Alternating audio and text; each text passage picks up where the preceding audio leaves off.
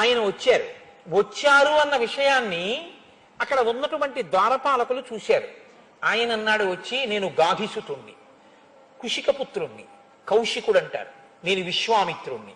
దశరథ మహారాజు ఇదమర్ఘ్యం అని గబగబా అర్ఘ్యం ఇచ్చాడు, పాద్యం ఇచ్చాడు, పలకరించాడు. మీరు క్షేమంగా ఉన్నారా? మీరు రాజర్షి, ఎంత తపస్సు చేశారు, బ్రహ్మర్షి అయ్యారు, మహానుభావ, మీ అంతటి తేజోమూర్తి ఎక్కడున్నారు? రాక్షసులు కామరూపంలో వస్తున్నారు, వాళ్ళు రూపం మార్చుకుని వస్తున్నారు, విఘ్నం కల్పిస్తున్నారు, దానివల్ల యజ్ఞం పూర్తవట్లేదు. అదిగో ఆ జులపాల జుత్తుతో ఉన్న రాముడు ఉన్నాడే, గొప్ప అందగాడు, వాడిని నాతో పంపించు, వాడిని తీసుకెళ్తాను, వాడు చంపుతాడా ఇద్దరు రాక్షసులు.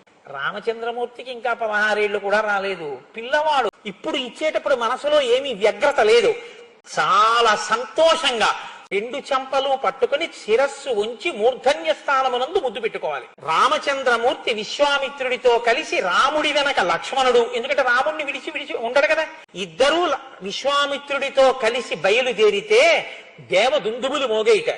దేవతలందరూ హర్షంతో సంతోషించారట. విశ్వామిత్రుడితో రాముడు వెళ్ళడం అన్న ఘట్టం శ్రీరామాయణంలో ఎంత గొప్పదో మీరు తెలుసుకోవడానికి సాక్ష్యం ఇది.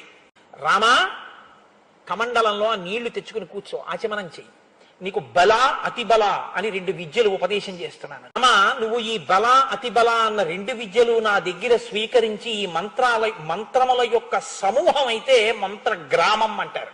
అనేక మంత్రాలని నీకు ఇప్పుడు ఉపదేశం చేస్తున్నాను. ఆ మంత్రగ్రామాన్ని తీసుకున్నారు, ముందుకు వెళ్ళారు. సాయంకాలం అయింది. ఆయన నదిలో స్నానం చేసి సంధ్యావందనం చేసుకున్నాడు. గురువు గారు సంధ్యావందనం చేసుకున్నారు, పిల్లలిద్దరూ స్నానం చేసి సంధ్యావందనం చేసుకున్నారు. రామాయణంలో విశ్వామిత్రుడు ఇన్ని చెప్పిన తరువాత రాముడు ఏం మాట్లాడతాడో మీరు చూడాలి. పితుర్వచన నిర్దేశాత్ పితుర్వచన గౌరవాత్ వచనం కౌశికస్యేతి కర్తవ్యం అవిశంకయా అనుశిష్టోస్మ్యోధ్యాయాం గురు మధ్యే మహాత్మన పిత్రా దశరథేనాహం ఆవజ్ఞేయం హి తద్వచః గోబ్రాహ్మణ హితార్థాయ దేశస్యాస్య సుఖాయ చ తవ చైనా ప్రమేయస్య వచనం కర్తుముద్యతః. మిమ్మల్ని చూపించి మీతో పంపించేటప్పుడు నాతో ఒక మాట చెప్పారు, ఈయన మహానుభావుడు, ఈయన చెప్పిన మాట అతిక్రమించకూడదు రామా, మా నాన్నగారు చెప్పారు కాబట్టి చంపేస్తానన్నాడు. ఈలోగా తాటక చూసింది, పరిగెత్తుకొచ్చింది, మీద పడింది, రాళ్ల వర్షం కురిపించింది, మాయని పొందింది, అంతర్ధానమైంది, విచిత్ర రూపాలు పొందింది, కామరూపంతో ప్రవర్తించింది. వచ్చి మీద పడిపోతుంటే పిడుగులాంటి బాణాన్ని వక్షస్థలం మీద ప్రయోగించారు. ప్రయోగించగానే తాటక గిలగిల తన్నుకుంటూ అరణ్యంలో పడి ప్రాణం విడిచిపెట్టింది.